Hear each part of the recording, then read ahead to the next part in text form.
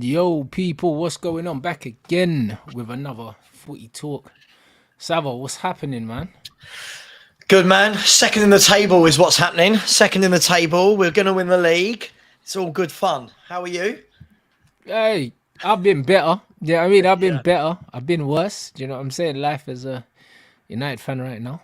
You know what I'm saying? I didn't realize you lot were second in the league, but it makes sense. Yeah, listen, I'm only jesting, of course. Early days. I have seen Spurs fans talking about title challenges, which is Oh, jeez. always interesting. Spurs fans not learning, but yeah, let's talk about your club. That's a lot more fun. What's going on? What has happened over the summer?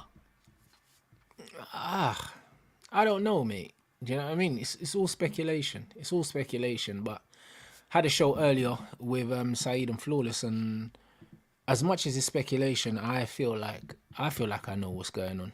Do you know what I'm saying?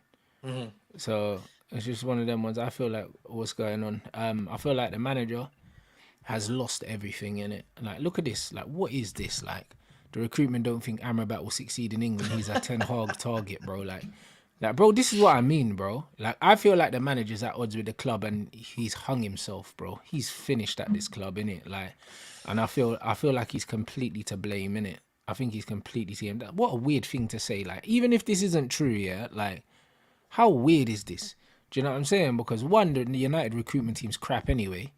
But basically, that's these man basically saying, yo, like, we ain't got nothing to do with this. This is on him. Do you know what I'm saying? And I feel like the majority of the things that's going on at Man United are on him. You know? Now, it's one of them things where people are trying to say, oh, it's the owners and all these other things. But, bro, Spurs have crap owners. Do you know what I mean? But they got the Postecoglou thing, right? By the looks of it. Do you know what I mean? So, blaming the owners when we lose and then when we win, giving the manager credit, like, that doesn't seem fair to me. That doesn't seem fair to me. Like, I think that the manager has lost the dressing room. I feel like there were signs that the manager lost the dressing room, and I think that this Sancho thing actually actually proves that he's lost the dressing room for me.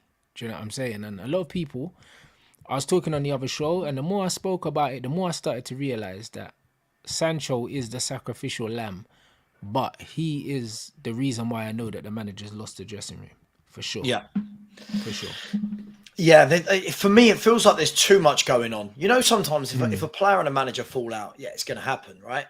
When it starts to become more than one player, and then you couple that in with talks about did he want the signings, then couple that in with not winning games, getting well beaten in games, not getting many points, it all starts to look. It goes one way from here. I'll be really surprised if it doesn't end up in Ten Hag leaving at some point during this season. It just doesn't look a happy ship. And we've seen it before, not just at United. We've seen this before in loads of clubs. This is how it started to go with Conte. This is exactly how it started to go with Conte. Good start. Ten Hag relatively had a good first year. Conte had a good first year. Savo, And then like, he though? Do you know what I mean? Like, you know what's crazy? And I said the same thing, yeah. Like, I said the same thing with Arsenal, for instance, yeah. Like, Arsenal had a good season last season, but then they didn't. You know, like that. They did, but then they didn't. Because when you look at the fact they didn't win nothing, everyone else around them underachieved, and yet they still couldn't win anything. And then when I look at Man United, we say, oh yeah, cool, we had a good year last year. Look at our away record, bro. Like, man, I've got 1 point from a possible 42 against the top 9, and that was last season.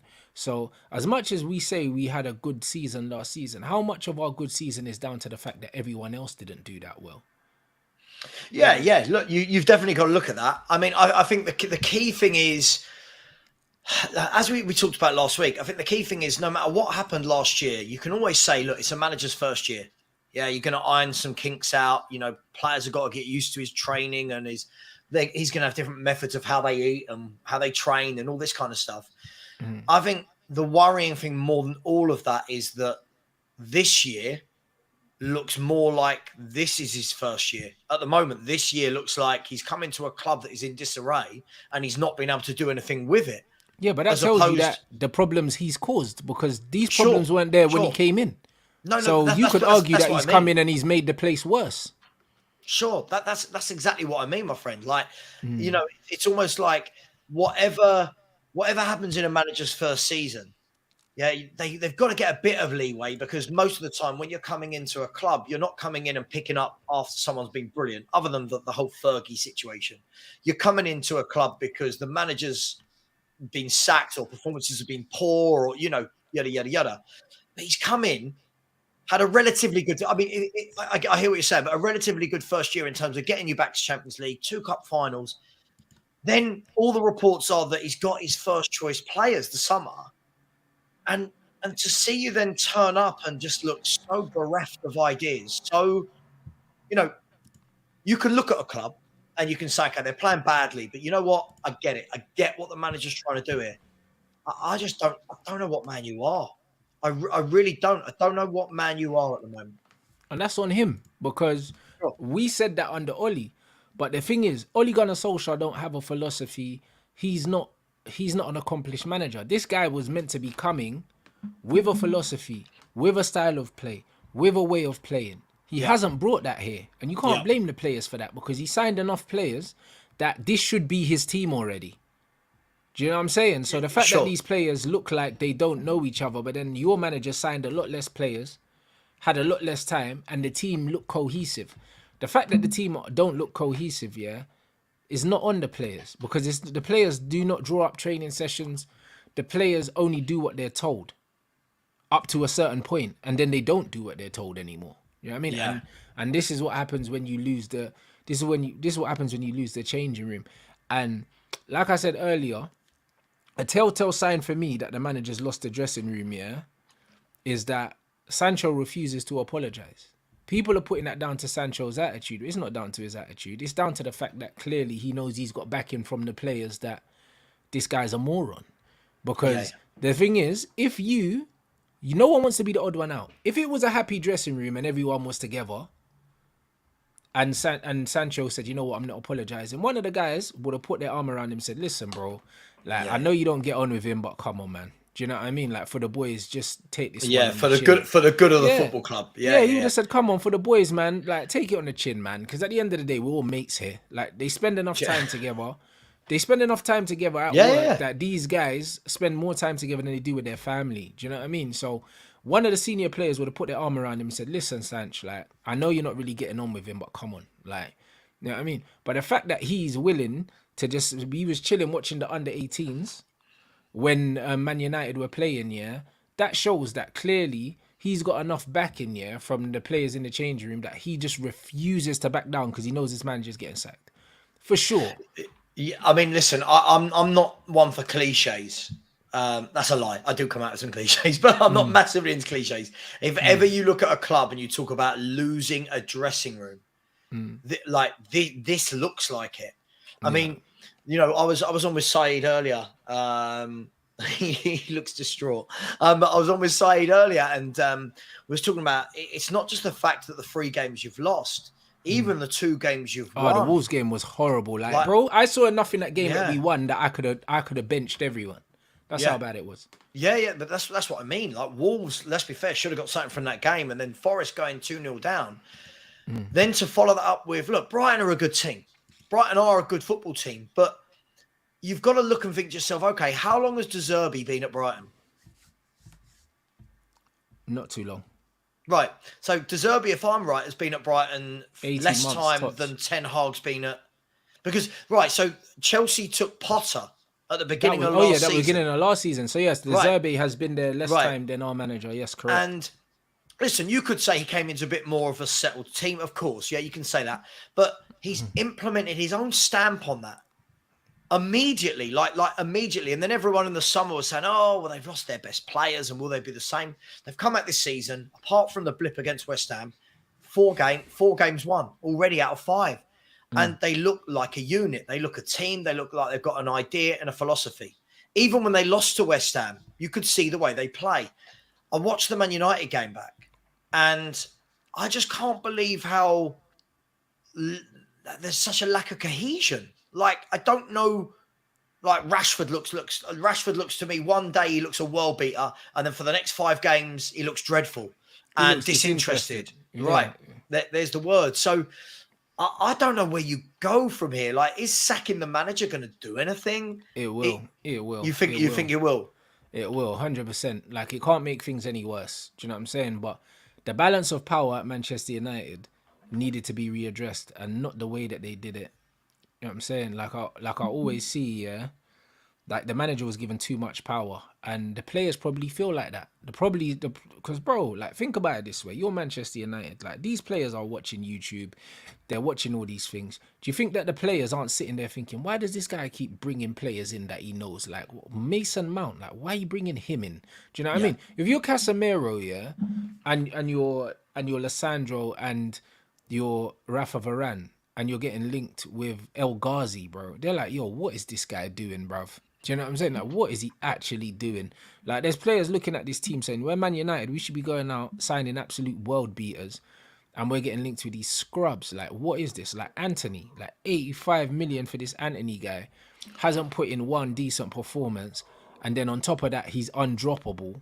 Like, that's a problem. Like, that's a problem, and that's the manager's guy. Like, it's very obvious what's happened. Like, the players have looked at it. The manager's coming on this authoritarian thing, which you can't do. Like, even when you look at Postecoglou now, he seems like, literally, just from his interviews and that, he seems like the kind of manager that, yo, you could go in his office and off the record just have a word with him. Like, Yeah, Ten yeah. Hag A looks, man manager, right? Ten Yeah. Hag looks so uptight. Like, do you know what I mean? Every time he's doing these press conferences from the very beginning, everything, he just looks like he's on edge. Do you know what I mean? Just looks prickly, always looks like he's ready to kind of just snap at someone. And it's like, when you come in and you try and do the authority thing, yeah, and you haven't won anything, it's a recipe for disaster. Like, do you know what I mean? Louis Van Gaal could come in and do it because that guy is one of the most decorated managers and a top manager. The same with Jose Mourinho. These guys command respect. Ten Hag's coming in like he's Pep Guardiola, like, and it's a big mistake. Do you know what I mean? Big mistake. Do you know one thing? Listen, you might tell me I'm completely wrong here, but when I actually look at a lot of the signings you've made, right? Some of the signings, it just felt like they were easy signings. Now, what I mean by easy signings, I don't mean in terms of they were easy to get over the line, but it's almost like Amrabat, everyone knows. Yeah, Casemiro's Casemiro, everyone knows him. Anthony, the manager already knew. You know, it doesn't feel like you've gone out and got anyone where the club have really had to go out and scout, and that this is an unknown player. Like you could say Rasmus Højlund, but I think he's starting to get that reputation in Europe as a top young striker. But there's no, like, if you're buying Anthony at 85 million and you've got players going like, and we paid over the odds for him. Like, absolutely. But look at Diaby at Villa. What you would give to have a Diaby at Villa in your team. Yeah, but everyone knew about Diaby though. Like, we all knew about Diaby. Man United just didn't go in for him. No, I hear you, but you know what I'm saying? It just feels like it was, Amrabat had the Great World Cup. Boom. Mason Mount of England and Chelsea. Boom. Yeah. You know, it just feels like there's been no... It's not like they've gone, right, this is our style. We must go and get a player that plays that style for... Yeah, they're no profile. 100%. They're not profiling these players, but that's down to the manager, because the manager, we've got the manager, what he's wanted. This manager is the manager I feel the least sorry for, because he's got exactly what he's wanted. We haven't seen a manager have this much power at this club since Sir Alex Ferguson. We haven't seen it. Do you know what I mean? Because these players that he signed are so crap, yeah. Our recruitment team couldn't recruit this badly. They couldn't if they tried. Do you know what I'm saying? Like Anthony and Mount for 140 million. Bro, even Oli wouldn't have spent that money. Do you think you should have kept Rangnick in some sort of director of football? Yeah, but bruv, as soon as we got rid of Ralph, I was like, we're screwed, innit? Because Ralph was always the guy. But the fact that Ten Hag wanted to get rid of Ralph tells you everything you need to know. Like, the guy wants complete control of everything, and he's on a power trip, innit? And this is exactly why. Sancho ain't apologizing, bro. Like he's the one that has to be the public scapegoat. But in the end, he will win. He will win. Because his manager is a control freak. Like, everyone was saying, oh yeah, but he sent Sancho to Holland and that. Bro, that's part of it. You know, everyone was gonna, like, done Sancho a favor, bro. Jadon Sancho, yeah, is not Dutch, bruv. Like, what business would he have going to a facility in Holland? Do you know what I'm saying? It doesn't make no sense. Why couldn't he go somewhere in England? He went somewhere in Holland because the manager's Dutch, bruv, and he knew someone. So he was like, oh, we'll send you there. Do you know what I'm saying? Everything about him screams control freak, innit? Like everything about it. Like these guys were saying that he did Sancho a favor. It would have done him a favor to send him somewhere. If you had to go to like a mental health place or whatever, why don't you send him somewhere in London, bro, where he could be near his friends and family? And they're saying, oh, he done him a favor and that. You don't do someone a favor sending them to Holland, bruv. Do you know what I'm saying? Like the whole thing's mad to me. Like when you actually think about everything, it's like even Zidane Iqbal as well that we sold from Man United. He's gone to Holland, and then Pellistri was gonna go on loan, yeah, to a championship team, and they were saying, "Oh no, he's gonna send him to Holland." Like, bro, it's just like everything's sent to Holland, sent to Holland. Like, what are we doing here, bruv? Do you know what I mean? It's like the guy wants to control absolutely everything from top to bottom, and he ain't got the facilities for it. And this is exactly what it is. Like, he is. I rate the confidence. Do you know what I'm saying? Like, I rate the confidence, but it's borderline delusion. You have to earn that respect. Is there anything that's promising or that's good at your club at the moment? I know my club inside out, but finished. He got to go now. Do you know what I mean? Even they were trying to send Ahmed there as well. You're right. Do you know what I'm saying? Like, he was gonna send Ahmed there as well, and that's crazy. It's just like, bro, he needs to go. Like, he needs to go. Like, there is nothing about this manager, yeah, that tells me he can turn it around, because he's got too many things wrong and he cannot read the room. He's not reading it. Like, we're losing games to Brighton and he's coming out saying we played well and that. No, bruv. Yeah, do you know what I'm saying? No. Do you know, like, no. Like, it would never be okay. Like, this guy is delusional. At least with Oli, yeah. Oli knew that he was no one, do you know what I mean? And Oli tried to do the happy to be here, play for the badge Man United thing. Do you know what I'm saying? But this manager is walking around like he's Pep in his head. He's Pep, like. Yeah, Do you know what I'm saying? Like, nah, it's crazy. He's got to go. He's deluded. So what would, let me ask you then, what would Man United fan, like who, if you wake up tomorrow and he's gone, who is the Man United fans' favourite? Like, have you guys got to the stage? Everyone's saying they want De Zerbi in it, but obviously Hansi Flick's available now. But they're saying that De Zerbi and that. Bro, I'll be real, yeah? It's one of them things where, like, anything is better than this guy at the moment, bruv. I'll be real, because it's literally, like, it's toxic. Like, the way to get Man United out of this rut is to just get rid of the manager so the players can play free again. The players playing free again is enough to kind of pick up results in most games. Yeah, sure. But they're just not happy, bro. Do you know what I'm saying? And it's very, very, it's very apparent these players are not happy. Like, this is crazy to me. I mean, how much pressure is he under though? Like, I mean, you've got Bayern Munich Wednesday night. If you take a hiding, I'm not saying you will. If you take a hiding at Bayern, after the back of taking a hiding at Brighton, at home to Brighton. I think we get smoked by Bayern, because I just don't see the players.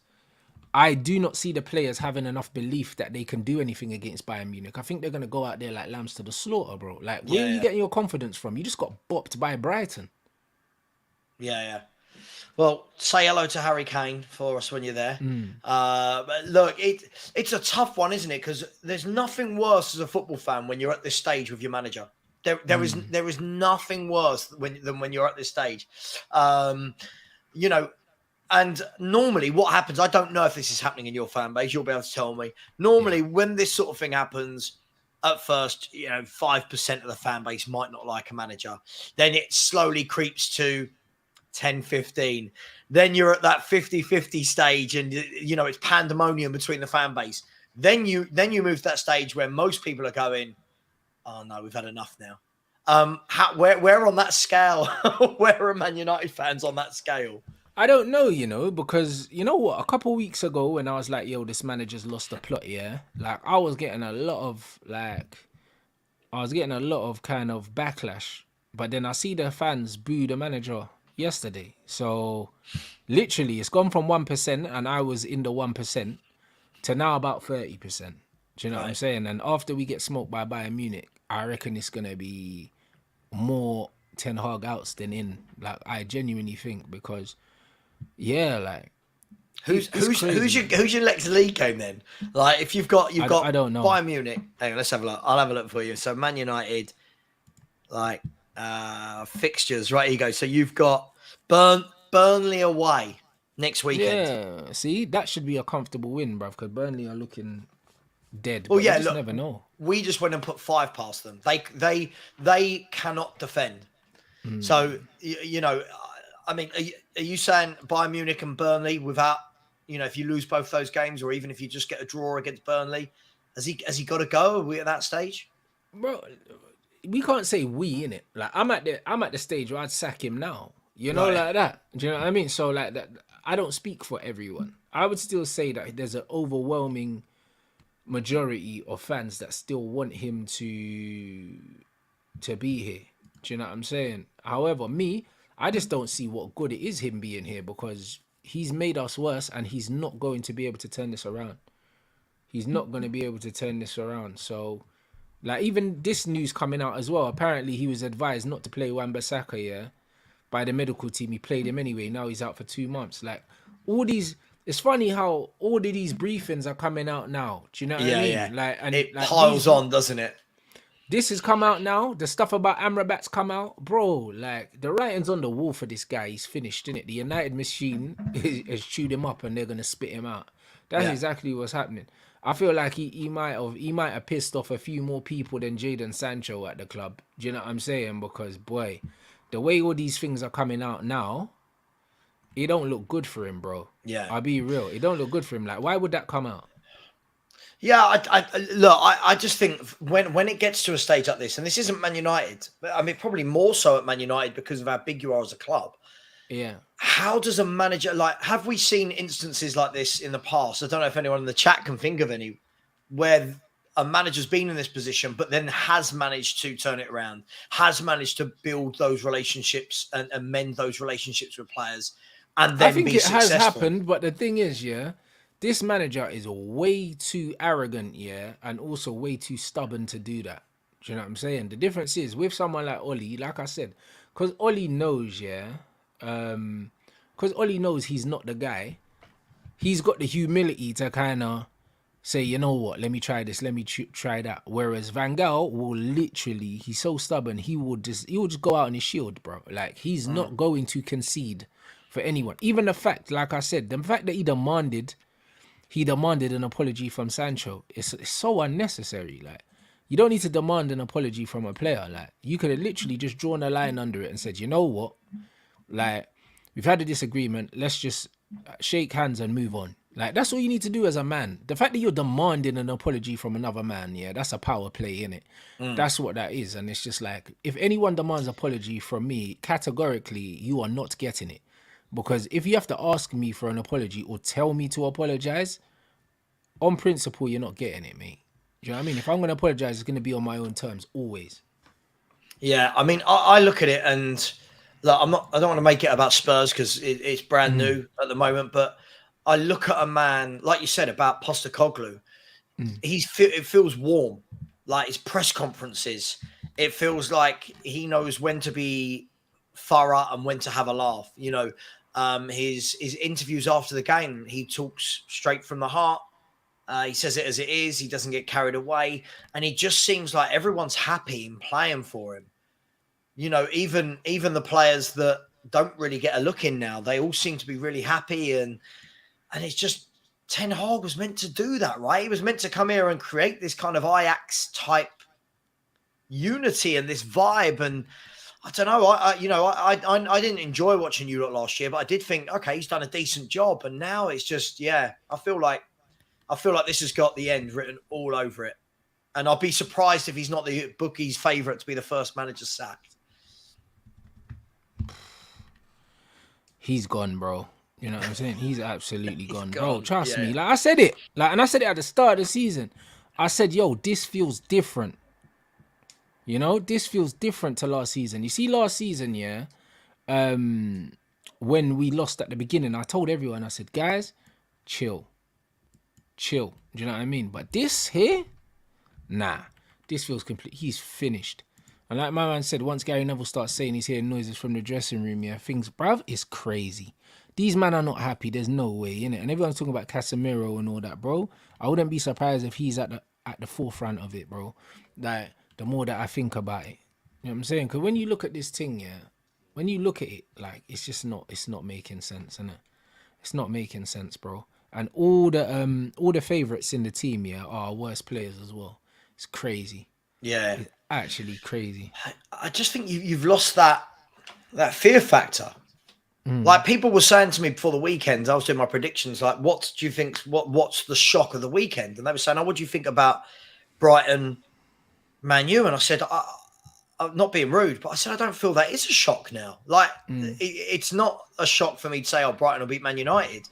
And how have Man U fallen to that point? How have you, over the last 10 years, with the money spent and and the owners kind of need to go now, right? And sell up and give new owners a crack, with a new manager, That's gonna happen anyway. Like the new owners are coming in, innit? Like there's stuff going on behind the scenes. Obviously, NDAs have been signed and stuff, so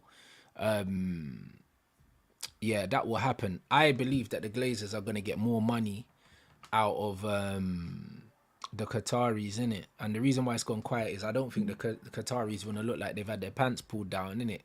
Because they're very proud people, but the Glazers are going to get a lot more than people think. Like, I think they're going to get at least, but they'll probably end up getting about 8 bill from them, I reckon. Do you know what I'm saying? Like, and that's the reason why it's gone quiet, bro. I think they're going to get that money, bro. Like, they're going to get a lot more in it, and I think they're just trying to keep it in-house, innit? So, it's one of them things where, to take over what happened, but this manager, like, this is toxic, bro. Like, this is so bad. Like, I don't think people are actually deep in how bad this is.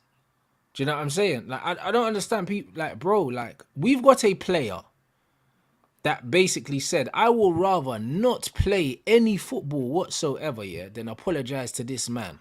Yeah. Like, I don't care how bad you think his attitude is. Like, that's insane. Yeah. There has to be something going on. Like, there has to be. Because the thing is, yeah, like I said, the senior players in the dressing room, yeah, you know how it works with hierarchies.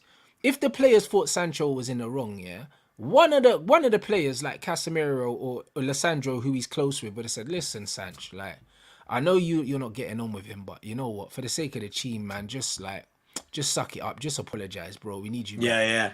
The fact that no one said, you know what, Sancho, like, you know what I mean? These guys are probably in a group chat saying, yeah, this guy's an idiot. Like, do you know what I mean? But the thing is, it's almost disrespectful. Like, you know, from the point of view that you're Man United, like one of the biggest clubs in world football, years and years back, people would have been dying to get into that Man United shirt and play at the theatre of dreams, so to speak. Now you've got a guy going, yeah, I don't need to apologise. Like, hang on, mate. What do you mean? Like, you're at Man United. Like, where are you going after this? Who's taking Jadon Sancho from Man United?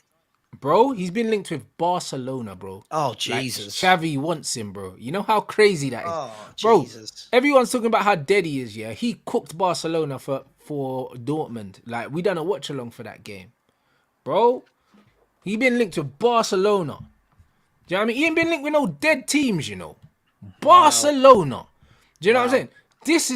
This is the player that we've got watching the under-18s, you know. Like, bro, it's crazy. He's linked with Barcelona, bro. So like, what can he do? That's his punishment. Barcelona. Crazy. And Bayern, man, are saying in the chat as well. What can Ten Hag do? Let's assume he's not getting sacked. Just play along with me. Let's say he's not getting sacked. He can't do anything. The players will throw him under the bus. Okay, so there's no like tactical changes he can make, some players he can bring in and go, right, go on. Bro, there's no tactics. There's no tactics here that can make up for the fact that the players don't want to play for you. There's not a single tactic for that. Do you know what I'm saying? Come and support Spurs. We're in a title race. Come and support us, Rants. Bro, I'm supporting you on the weekend. What, against yeah, against them lot. Yeah, 100%. Oh, what, against Arsenal? Yeah. Yeah, 100%. Hey, I'm there, bro. I'm there. What I'm talking about? What do you mean? Listen, if ever I wanted the Spurs win, it's on the weekend. Mate, sensational. You know what I mean? That would be absolutely sensational, but like, I'll be here for that. Like, this has got to be the most confident you'll be going into a game against Arsenal in a long time. Yeah, definitely in a long time. Look, you know me, I'm quite pragmatic, and there are Spurs fans that are going well over the top. But fair play to them. It's been so bad for so long that I get it. Look, this is the first time in years, like this, the first time probably since the middle of Poch's era. So probably about 2017, 18, where we're going to Arsenal knowing we're going to play some football. Like Postecoglou's team don't know another way to play. They're not going to sit back. They're not going to put 10 men behind the ball. Now, does it make it more open and that we will concede? Probably, I would think so. But equally, I look at Arsenal and I mean, I might regret saying this, but they don't look a team to me that could batter us. I don't look at them right now and think I'm really worried. Last year, we went there with Conte and straight away I thought, what's the point? We're going to put 10 men behind the ball and we're just going to go on Arsenal, have all the ball and play football. And we did, and we got bad. And then we did the same thing at White Hart Lane, right? This year, we're going to go and try and play. Yeah, win, lose or draw, you always you seem to be out possessing the opposition. So you're not going to sit back against Arsenal, let them have the ball and try and break on them. You're actually going to play. Yeah, listen, I'm not saying they can't beat it. By the way, if anyone's listening to me, like, I'm not saying Arsenal can't win, of course. No, but Arsenal, you said they're not going to batter you. I just don't think it's going to it's be that gonna even. Yeah. Not the way they're playing either. Like, you know what I mean? Like, their man just got past Everton, bro. Like they're not playing well at the moment. Like, don't get it twisted. Like, they beat us 3-1, but it wasn't a 3-1 game. That was a 1-1 game right until the end, and then like we fell apart, we got desperate, and we got hit on the break. Do you know what I'm saying? Like, it was not a 3-1 game. Like, these guys are not playing the football that you're playing. But because they're at home, they have the edge. If it was at Tottenham's, I'd be saying, yo, like the way Tottenham are playing, I expect them to beat Arsenal. But it's not. It's at Arsenal's. And that's why I think that game could go either way. Do you know what I'm saying? In my head, I'm thinking it's probably going to be a draw, but I would absolutely love a Tottenham win, bruv. Just to rattle these Arsenal guys a little bit. Yeah, look, I mean, it's difficult because like, I've seen the Arsenal games this year. Most of them have been live on telly. I've watched all the games. Look, they look, they don't look as good going forward, but again, it's early season. They look okay at the back. I mean, I feel they've got the second best defense in the league at the moment. I know it's only 5 games, but listen, I think it's going to be a tough game. I think we'll give them problems with our movement. I think they're going to definitely give our defense problems with the likes of Saka, Jesus, Odegaard, Trossard on the break. But it will be nice to see two teams that want to play football going at each other. Oh, it's going to be a great game. Yeah. All I ask is if we do lose, just not disgracefully like it's been at Arsenal for the last 3 or 4 years. I don't think there's any chance of that. I agree. Yeah. I agree. I don't think there's any chance of that. I think the way that you play is going to mean that it's going to be a great game for the neutrals, because Arsenal being at home have to take the game to you. Yeah. And Tottenham only seem to be able to play one way. So because of that, it's going to be an entertaining game. I can't see the game not being surprisingly open. Like, I think it's going to be an open game. I think it's going to be a free-flowing game. Both teams are going to try and keep the ball, and it's going to come down to tactics. I think the team that does win, it's going to come down to the manager that prepared the team the best for that game. Like, that's what it's going to come down to. What I like is that you know Arsenal fans, they are living in their own world. Like, loads of people in your chat right now giving with all due respect, Sava, if you come to the stadium and try and play football, you're going to get violated. Why? I mean, the way Arsenal are playing at the moment, I don't look at you as a team and go, you're going to absolutely destroy us. I also think they though. Come on, Arsenal fans they're not playing. Arsenal fans know they're not playing well, man. Do you know what I mean? Like, they're going to say whatever they're going to say. Yeah, but they know they're not playing well compared to last season. They're not. Do you know what I'm saying? And they know that they're not either. And last season, for the good football they played, what did they win? Do you know what I mean? So, like, all this is bravado. That's what it is from the Arsenal fans. It's just bravado. Crack me up. The Arsenal fans cracked me up because what made me laugh was it's like loads of them didn't learn about humility from last season when they were telling the world. Not all of them. When I say Arsenal fans, I don't mean everyone. They got humbled last year after telling everyone they were going to win a league, and this year they've come back, and like so many of the people, the Arsenal fans I know, just straight away have got back onto that same hype train. For me, listen, I'm not sitting here saying Spurs will beat Arsenal. I think it's going to be a good game though, and I think if anyone thinks it's going to be 4-5-0 either way, I can't see it. I'm looking forward to Saka versus a doggy as well. But you know what it is? Like, really looking forward to that. awful, bro. Like, do you know what I'm I saying? agree. Like he's been pocketed by Dallo, like really. So it's just like I can't see Saka doing anything, and I think Martinelli's injured as well. Do you know what I'm saying? So it's one of them ones where in attacking areas Arsenal have looked blunt. They have. Do you know what I mean? I don't know if it's because they're missing Gabriel Jesus or whatever. I don't know what it is, innit? Do you know what I'm saying? And that's what I mean. Saka got pocketed by the Everton left back also. Like, he hasn't looked good probably for about 12 months, if we're being honest. But you can't really say that to a lot of Arsenal fans, innit? Because they won't have it. But the facts are, he's not playing well, innit? Some people speculating he's carrying a knock. Manager said he's fine. I'll believe the manager, innit?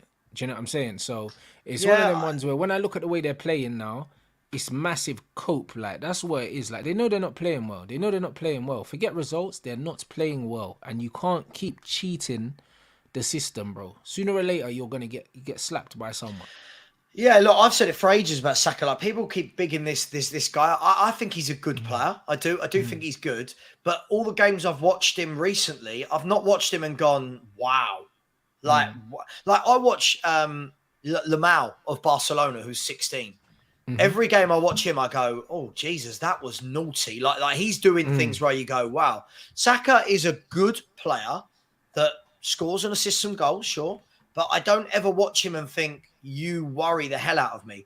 But what I can notice is, what I've seen that I really notice is, I don't think a lot of football fans understand the difference between playing attacking football and going gung-ho. Right? Loads of people I'm seeing in the chat going, oh, if you come here and play this expansive game and go gung-ho, that's not how Spurs have been playing. Yeah, if anyone watches us, it's controlled. Like, that midfield is never open. Basuma and Sarr in that midfield, and then Maddison dropping into it and the two inverted fullbacks. People are talking as though we're playing like Barcelona back in the day with 10 men in the last third. That's not how we're playing. So I think a lot of these Arsenal fans are going to be pleasant. Listen, I'm not saying we're going to win, but we'll be pleasantly surprised by how we play. But anyone saying we play gung-ho, that's not what we've been doing. Yeah, watch the game, man. We're not gung-ho. We control. Teams that control the game don't go gung-ho, if I'm right. It's not like people are picking us off for fun.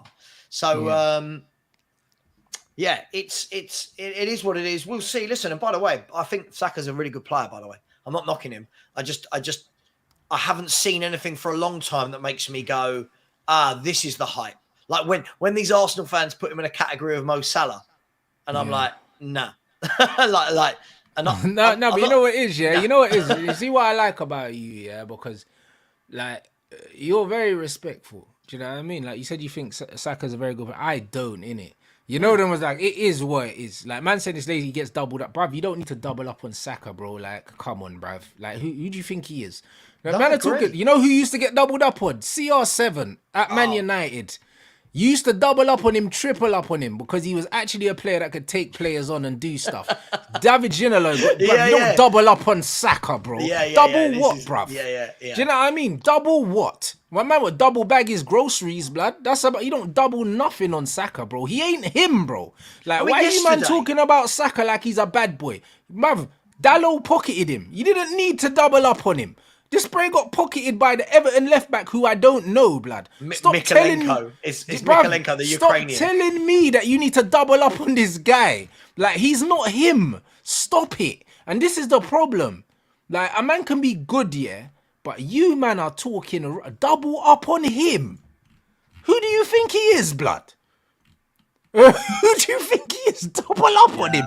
He's not, bruv. He's not even Jeremy Doku, bruv. I've seen more from Doku, yeah, in 60 minutes than I've seen from this Bray, yeah, in 12 months to think maybe I might double up on Doku, blood.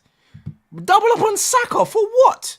Bro, stop that. Do you know what I mean? Man talking about GA and that, bro. Like, he passed the ball to flipping, what's his name?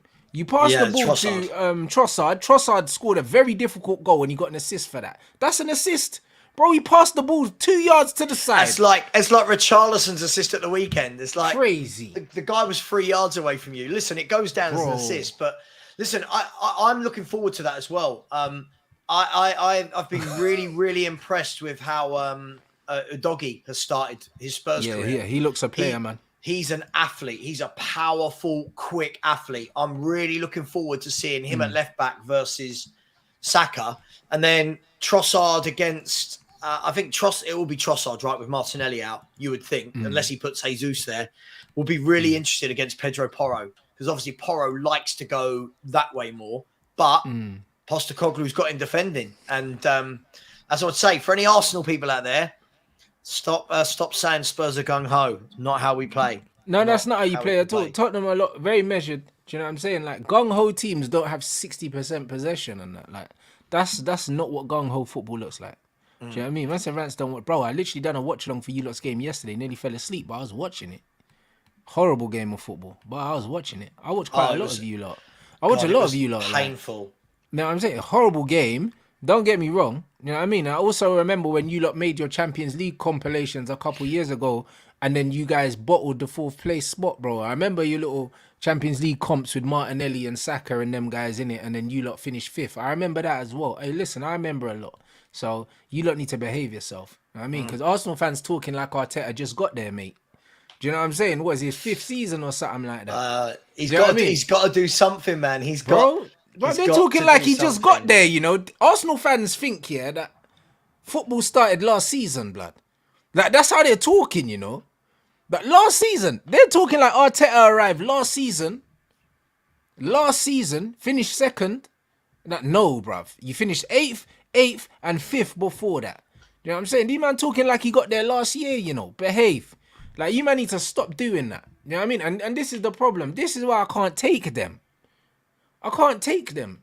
You know what I'm saying? Like the Saka thing. Double up on him for what? I've never I think he's Vinicius Junior, blood. I've never. Now they think he's Vinicius, bruv. That's a man you double up on. I've never wanted to win a North London derby more than this one, right? even Rants. I'll tell you right now. Even the draw. I'll take the draw, because I'm watching this Arsenal.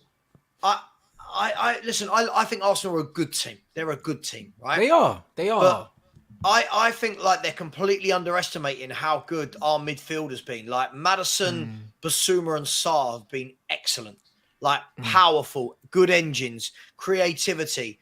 Then when you chuck into it the work rate, and I think it's gonna. I'm really looking forward to it. Romero's in good form. Van der Ven has settled in really nicely at Spurs. The keeper's done well. Basuma's been different gravy in that midfield.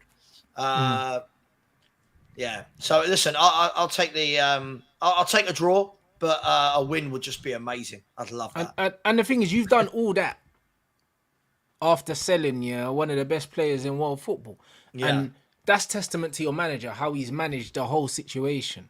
Do you know what I'm saying? Like, even with the Maddison thing, like, Maddison's come in, like, took Harry Kane's shirt number. Do you know what I'm saying? And he stepped up to the plate, bro. You know what I'm saying? He's been brilliant. But Madders is that guy, bro. Like, he's very confident anyway. Like I've met him a few times, and he's like that. Like, he's someone that's always backed himself. He's always someone that he always knew that he should be at one of the best clubs in the country. You always knew that, bro. You just got that aura about him. When you meet him, he's super confident, and he's stepped up to the plate and almost taken on the responsibility that Harry Kane had at the club to make something happen. Like, he's actually. Do you know, every time he gets it, every time he gets that ball round. So obviously, when you watch players for other clubs and you see them every now and then, or whatever, when you watch him closely. Like, as a Spurs fan, watching him every minute of his game, he constantly wants to make things happen. Like, he is going left to get the ball, right to get the ball, dropping deep. He plays it through the channels, the through balls, his corners, his freak. He's just a brilliant footballer. And for 40 million in this day and age. And Harry Kane kind of had to leave, for him to do that. And that's okay. Like, do you know what I mean? And that's what I mean about signing personalities. Like, Maddison's a good footballer, but it's his personality and his temperament is the reason why he's doing well. Because this is it, because he wants to be the main character. He does. He's got that about him. And I feel like Jack Grealish has that about him as well. And it's being suppressed under Pep Guardiola. Like, some players just have to be the main character, innit? They have to be. Like, that's just who they are. Like, that is what That's how you get the best out of them. Do you know what I'm saying? Like Pogba is the same at Man United. Like he should have been the main character. Instead, they were using him like a backup dancer. Do you know what I'm But saying? Like at Juventus, he was the main character.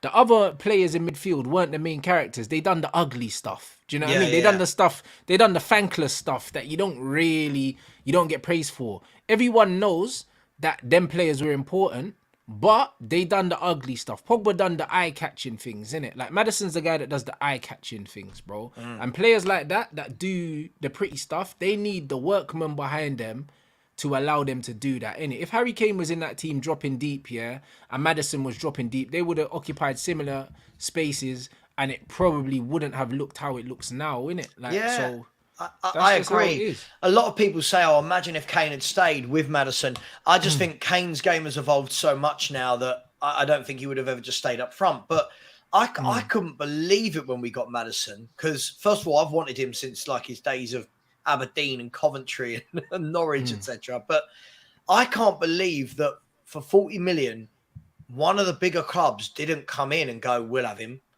Like it just feels crazy to me at 40 million pounds. Like Chelsea. Yeah, but you know what it is? Like what your manager said, and your manager said something along the lines of systems ruining players like him. Do you know what I'm saying? And the thing is, true. In the modern game, a lot of guys are looking at systems and they're saying we're not going to sign Madison because he doesn't have the work rate. Yeah, that's what players are saying. People don't play a number 10 anymore. That kind they don't of play thing. number 10 no more. So it's like they don't. So they'll sign a Mount over a Madison, even though Madison's way better than Mount, but Mount will run. Do you know what I mean? Yeah. And this is the problem with the modern game. The modern game has evolved so much, to the point where systems are more important than footballers now. Like we watched Zidane play, left midfield, like in a 4-4-2, for Real Madrid most of his career, bro. Like, and he's not a left winger, bro, but he didn't play left wing. Like, do you know what I'm saying? And that's what it is. Zidane was a 10, bro. He never played in a 10 for Real Madrid at any point.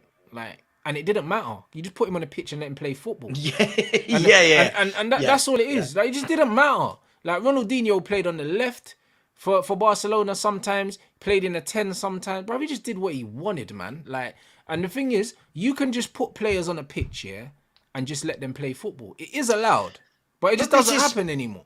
This is the thing. Even like we're saying, like Madison's a 10, but when you watch him play at Spurs, he's just everywhere. It's literally, James, you're an intelligent player. Go and link up play. Do you know what I mean? And I love that. He goes and gets the ball and says, right, I'm going to start this move off. Now, look, does every pass work? Of course not. You wouldn't expect every single through ball to reach his man.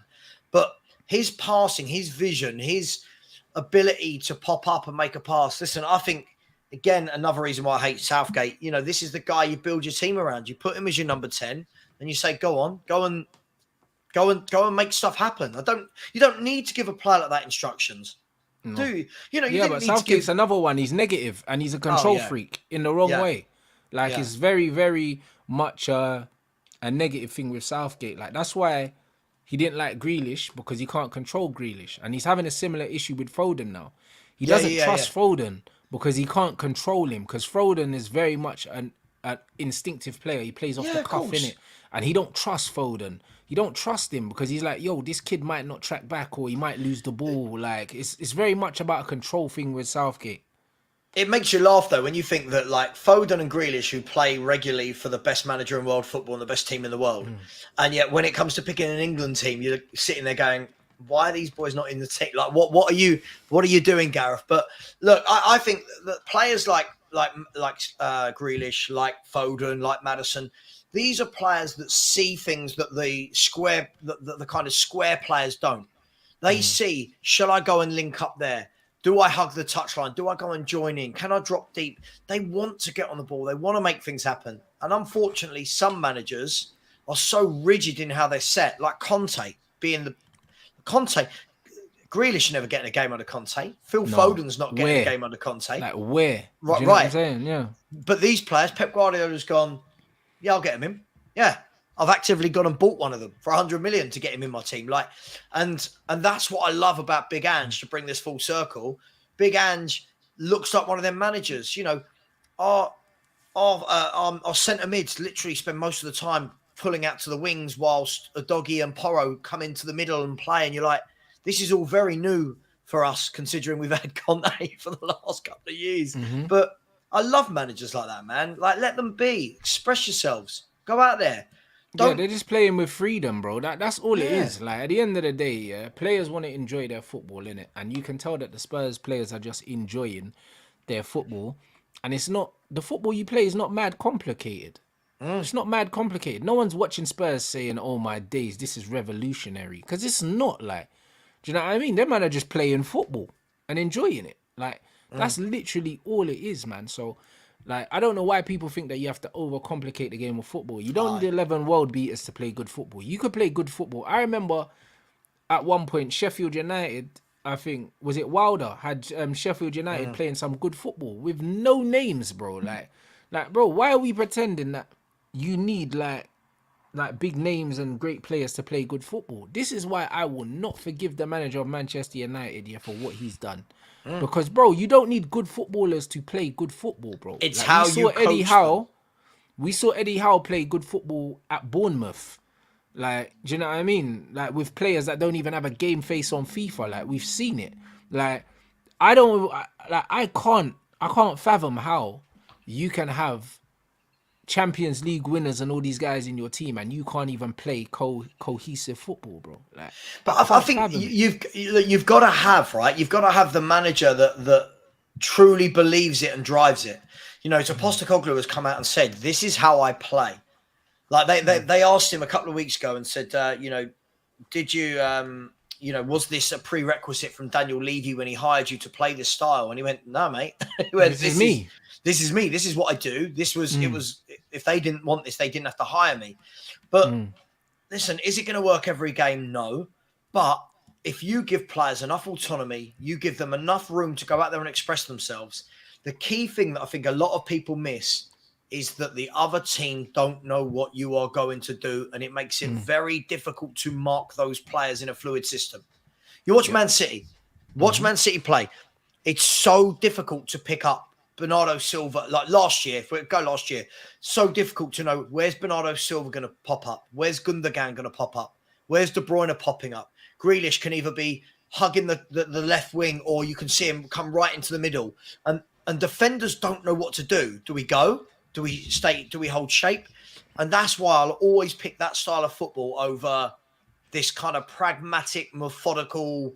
Yeah, but the thing is, that's not even Pep. That's the players, and that's the beauty, because when you pick a certain profile of player, yeah, you then trust them to make the right decisions when they get into those areas, innit? Because Bernardo Silva's movement and stuff like that, that's got nothing to do with the manager. That's just his intelligence and his technical efficiency on the ball. And when you pick, if you want to play a certain style of football, the first thing you need to think of is what profile of player I need in this position, and so on and so forth. That's all you need to do. Great. So when you're looking at Spurs, the manager said, you know what, for the football I want to play, I need this profile of player. And it might not be the most attractive names on a piece of paper, but bro, they're doing what they need to do, innit? Like, and this is what it is, man. Like, it's so underrated just having a genuine profile, and then you have to get the players to buy into the profile, because you've had 3 very negative managers back to back. So this is a breath of fresh air for these players being able to play, especially for someone like Basuma, who was signed, one of the best players in the Premier League. We knew he was at the time. Went to Tottenham. People are saying he flopped, and it's given him a complete new lease of life. And now he looks like the player that we knew he was. Yeah. Agreed. I mean, look, I've just pulled up, for example, the lineup of Man U v Brighton. And it doesn't have to be that game, but just looking at the Brighton team, you're right. It doesn't always have to be big players, because if most of the top clubs in the Premier League went out and bought Danny Welbeck, Lallana, Adingra, Gross, Lamptey, Van Heck, still in goal, most fans would be like, oh my God, what are we buying these players for? But you know what? Look how he's got them playing. Because they're players that fit the way he wants to play. They want to play for him. He gives them freedom. He gives them the expression. I don't know, man. Like Lee Gunner just said in the chat, that first 11 cost 16 million. 16 million pounds. But this is why I laugh, yeah. For instance, when players say, oh yeah, but this manager didn't want so. Bro, just because he didn't work out for you under a manager, or a manager doesn't want you, that doesn't mean anything. Like Basuma was literally not getting played by Conte, like at all, like to the point where he did not want him in the squad. Like he didn't even want him there. And now look what he's doing. Look what he's doing. One of the best midfielders in the league now, easily, bro. And he went from being out of favor. It's not even like he was making little cameos here and there. This guy was not playing, bro. He wasn't playing. The strange thing when you look at the Spurs situation is, if you look at our midfield, other than Maddison, both those two midfielders, Ibasuma and Papasar, were both at the club last year. And which two players didn't get played the most? It was Papasar and Basuma. And you're thinking to yourself, Conte, you had them. Porro at right back. Porro last year, we're all sitting there. I'll be honest, I think all Spurs fans were sitting there. Maybe Spurs fans in the chat will tell me I'm wrong, going, God, this guy can't defend. We're all really worried. 5 games in, we're going, God, what's Postecoglou done with this guy? How suddenly has he got him, you know? And that's the sort of manager I think you want. That's what you need. And to bring it full circle, I think this is what Man U have got to invest in, this type of manager. You need a man-to-man manager that's going to breathe some love and life back into the training ground. Hell yeah, because the players are there, man. Like, obviously, I don't agree with the players that, like, the manager brought in, like the likes of the Antonys and that. But it's like, bro, like, and the Mason Mounts. Like, I don't think any manager can do anything with these players. I'll be real, because Antony and Mount, like, what? 140 million. That bro's not even making sense, bro. Like, do you know what I mean? Like, it's just not making any sense. However, it's like, all is not lost at the moment. Like I said, if the players are just happy and playing some half-decent football, the confidence will come back. Do you know what I mean? And the belief will come back. I think the players have to believe in what the manager is doing. They have to. And at present moment, you can tell that they're not. Like, there's a reason why they look so disjointed. Like, these guys are not believing, man. Well, look at what Romero said. Like, he had big opportunities to move in this summer, but he wanted to stay because of this manager. And he was basically saying that he didn't enjoy playing last year. I mean, he didn't say in as many words, I hated playing for Conte. He insinuated it, by the way, just quickly, at 7:03, Avancho, who said, I don't think De Zerbi has anything to do with how great Brighton play. It's all on their hierarchy, which allows any manager to slot in effortlessly. I feel that's really harsh. Like, I think that's really, really harsh. Yes, he kind of run with what Potter done, but he's taken it from there to there. Yeah, but you can't give Potter credit for what De Zerbi's doing, because what De Zerbi's doing is way better than what Potter was doing. Like, the football doesn't even look the same. Yeah, the football doesn't even look the same. The football don't even look the same. Yeah, cool. In terms of recruitment, cool. Don't give De Zerbi credit for the recruitment. Don't, because the recruitment's on Brighton. But bro, the football they're playing is very much on him. It's very much on him. So listen, Potter went in there and changed the way they played, and they played some good football, but they couldn't really score goals. De Zerbi's gone in there, and now Potter looks like De Zerbi light. Do you know what I mean? If we're gonna he looks like De Zerbi from Wish. I'm not knocking Potter; he did a good job. I don't think anyone at Brighton should knock him. He did a good job, but De Zerbi's got them. I mean, they've scored 15 goals in 5 games. They're the top scorers in the Premier League so far. And this was a team a few years ago. Everyone was saying Brighton don't know how to put the ball in the net. With Danny Welbeck up front. Right. And it's not like they've gone and bought a world-class forward. They've not got, they're scoring goals with Welbeck, with Adingra, Pascal Gross, Dahoud, who people were going to me, oh, he's not that good when they bought him. Thought, well, Brighton has signed him for a reason. James Milner. Oh, he's old and gone. No, come on. Listen, Brighton know what they're doing. They know what they're signing. But no, I make you right. You've got to let players have some freedom to a degree. Let them go and have freedom to go and play. But I can't wait for the North London derby. I can't tell you enough. Serious. I'm looking forward to it. No, that's all right. Like, no, it's gonna be. How do you think you guys? Would do though?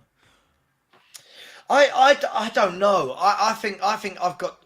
I can see draw written all over it. Yeah, me too. I think if any team wins, I think it'll be by the odd goal. I think it's going to be a really good game of football. 2 teams that want to get the ball, want to keep possession of it. And I think this is going to be down to who does better out of Odegaard and Madison. Yeah, I think whichever one of those can get on the ball, whoever's start more threading, influential, right? Yeah, but I think it'll be a really good game. I'm really looking forward to it, and it's complete opposite to last season. So, look, hopefully we win. It'll be really good to win, and then that will really set the Spurs fans off talking about title challenges. It's crazy, but listen, it's just nice to smile about football again. No, 100%. You know what I mean? Like, I big up my man said De Zerbi was picked by Brighton because he had structure and systems that suit the club's way. But didn't Graham Potter take his guys to Chelsea and still fail? Because I'm sure Graham Potter took staff to Chelsea. He didn't go by himself. So I don't really know about that. Like, don't get me wrong, yeah. Like, I don't think that De Zerbi is recruiting the players himself. Of course he's not. And yes, Brighton do have a good structure. But even then, yeah, the director of football obviously brings in the managers. They brought in a manager because they thought that the manager would work well with the players that were there. But, bro, it's different.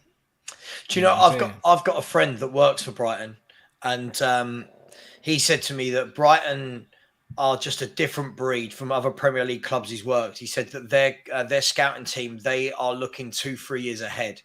They're looking at players now. They're going, right, who's coming in for the 25-26 season because of the way they play. And that also sounds crazy. They know that they're going to be selling players, so they need to have them replaced before, Right, absolutely. And look at the players they're bringing like that. Adingra that they brought in, was it last year, sent him on loan to their feeder club. Is it Union Saint-Gilloise in Belgium?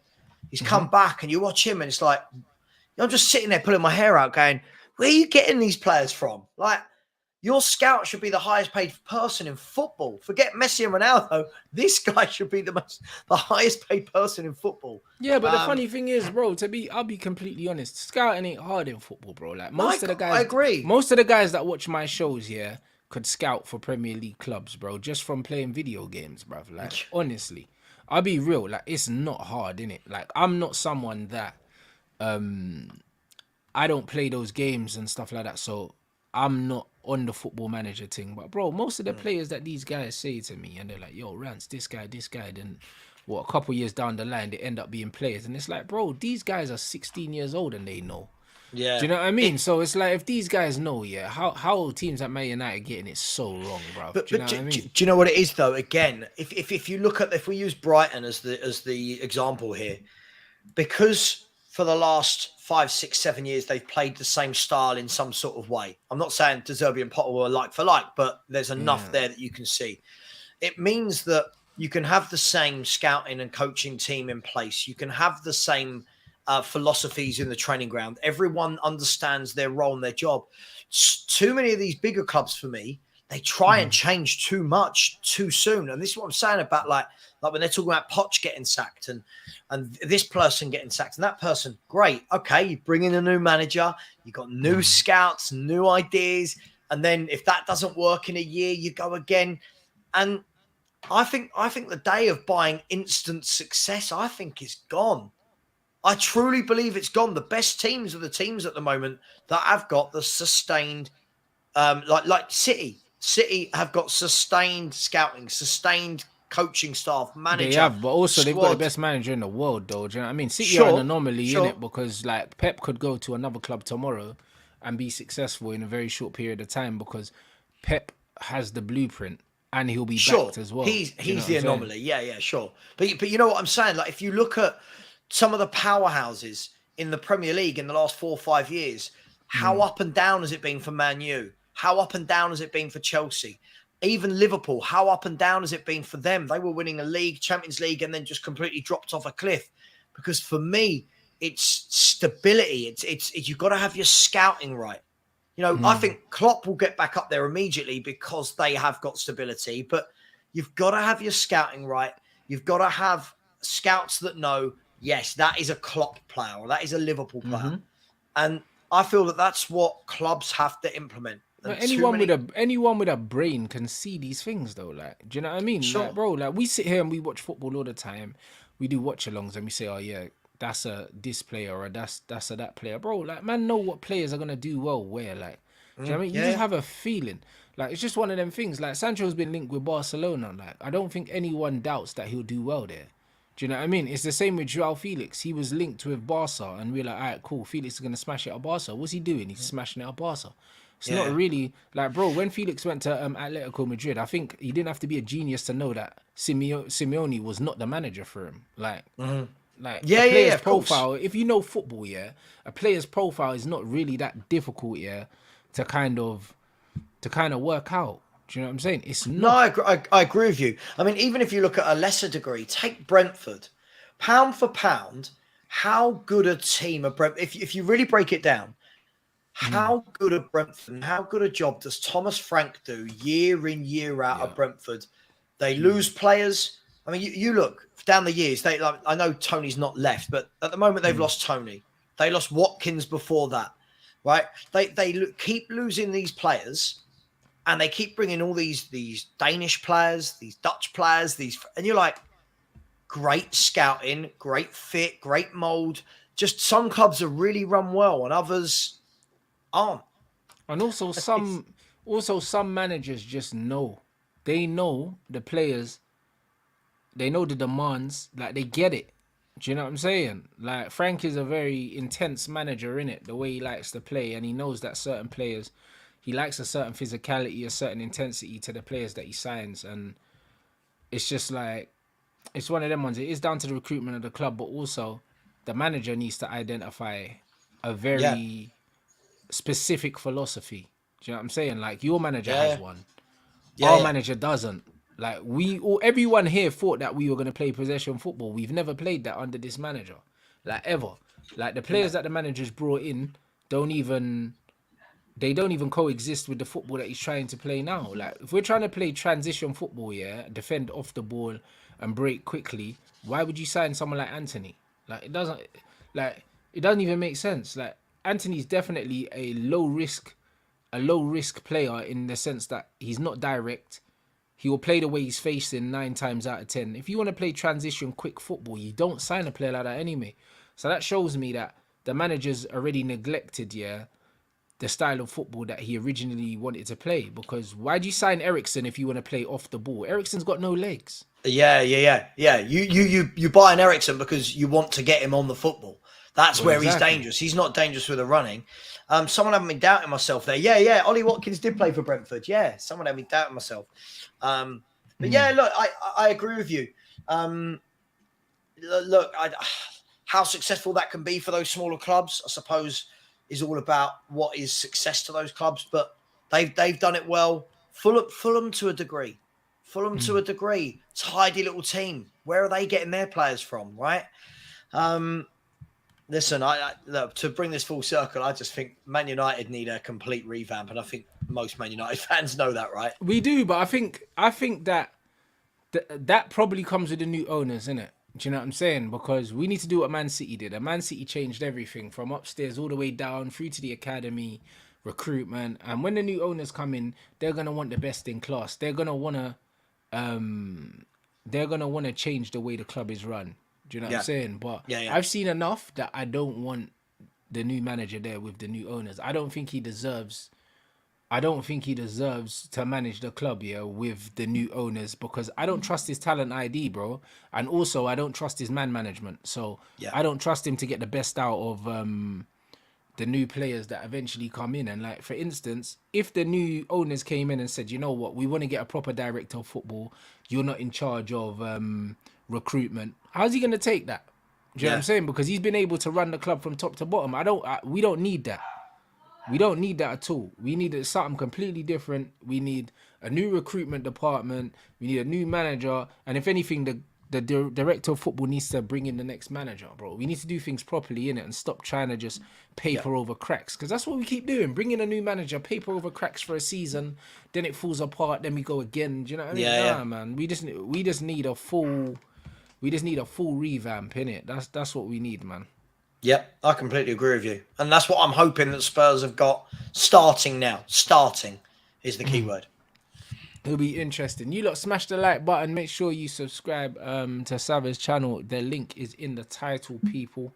What have you got coming up, mate?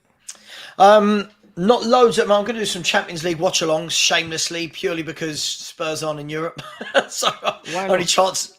Only chance I get to watch some Champions League, and then just some build-up, I suppose, coming up towards the North London derby. And I know Lee Gunner's going to give me loads of stick. So so if anyone did want to subscribe, we're closing in on 11,500. So that'd be lovely. But thanks for having me on. Always enjoy it. Love that, guys. Smash the like button. I'm gonna be doing the Milan game tomorrow. Milan Newcastle, I think. Yeah. So I'm gonna be doing a watch along for that, for sure. You know what I mean? And just keep an eye on the YouTube and keep an eye on the Instagram for the schedule, people. Big up, guys, and I'll catch you tomorrow.